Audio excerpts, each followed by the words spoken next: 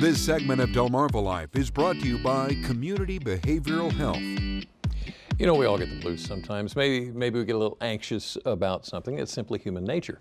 Sometimes, though, for some, those feelings can disrupt the day, even keep them from living a productive lifestyle. And that's when some of the more common mental illnesses come into play.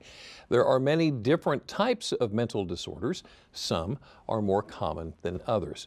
With us here this afternoon to help us know the difference between the most common mental illnesses, Dr. Suni Johnny of Community Behavioral Health. Thank you so much for joining us today. Thanks for having me. It's wonderful to have you. So, just watching some of the commercials for the prescriptions that are on television that treat certain types of mental disorders can really get confusing. There's not a one-size-fits-all approach to this, is there? No, and commercials, you know, I think they're out there to try to let people know about all their options, but it's best to talk to a psychiatrist about what exactly these medications are and what they're doing. So a really good example is that there's a medicine that is commonly known as an antidepressant, but they happen to treat anxiety, OCD, some eating disorders. They work for a lot of different reasons, not just depression.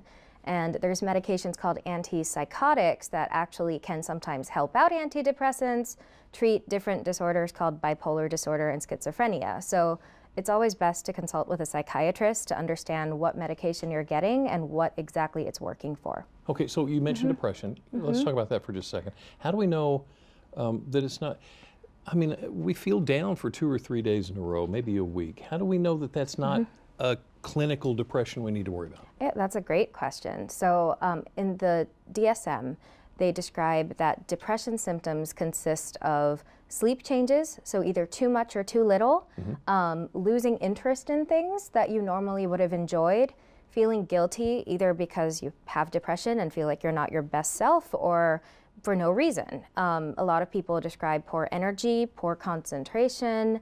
There's also this general attitude that makes you want to avoid many things and many people. And sometimes when it's very severe, people can have thoughts of suicide.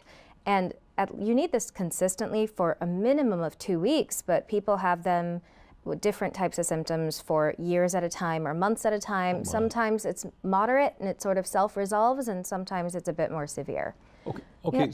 Now, do I understand it's normal to feel anxious about some things? Yes, absolutely. But that can get out of hand too. Yes, it does. So then we call that an anxiety disorder. There's a lot of different ones.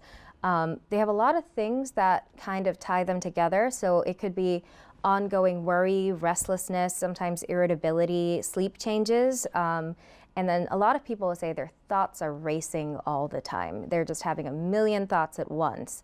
And that kind of puts us in the anxiety spectrum of conditions. Now, is it normal to feel some of those things I described? Absolutely. Absolutely, when you're having certain circumstances and situations that would bring that out of you. Gotcha. And you always hear the term bipolar, bipolar affective disorder. Yeah. Tell me about that. This is my favorite one to explain because a lot of people who say their moods seem to fluctuate rapidly, so you could be pretty happy, one bad thing happens and you feel like you immediately snap to angry or upset.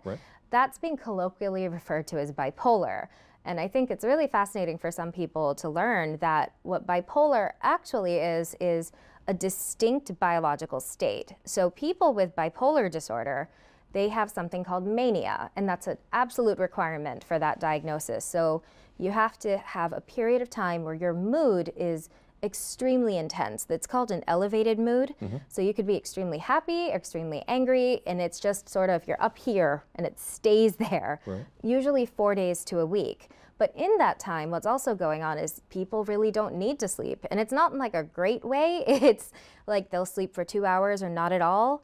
They also have racing thoughts, but their thoughts race and then they follow it with their mouth. So I talk fast, but when you're having bipolar disorder thinking, it goes even faster. Sometimes the thoughts jump from one idea to another, and that's called flight of ideas. So they're not connected. And people will kind of look at people going through a manic episode like, something is not right in the way you're trying to explain a regular thing to me. There's also a lot of impulsive, risky behavior that happens at the same time. So a lot of people who are having a manic episode get into car crashes, they can gamble all their money away, make outrageous purchases, and they do get into real trouble. So watch out for all this All of kind it, stuff. yeah. Tell me about schizophrenia and those kind of. Yep, schizophrenia is a type of psychotic illness, and psychosis basically refers to people who are now no longer connected with reality as we know it. So they can have fixed false beliefs that others are out to get them. They can see things other people aren't seeing.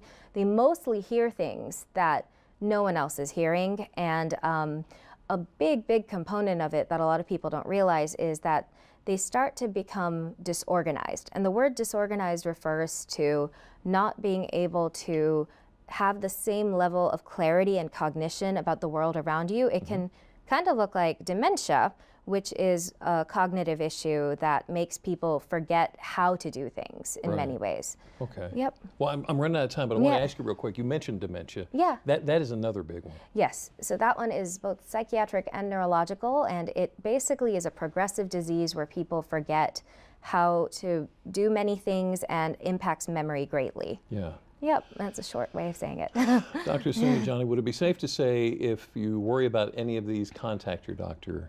Yes. And go ahead and follow up. Absolutely. Dr. Sounijani, Thank you. Community Behavioral Health, thank you so much for spending some time with us this afternoon. Thank you. Wonderful.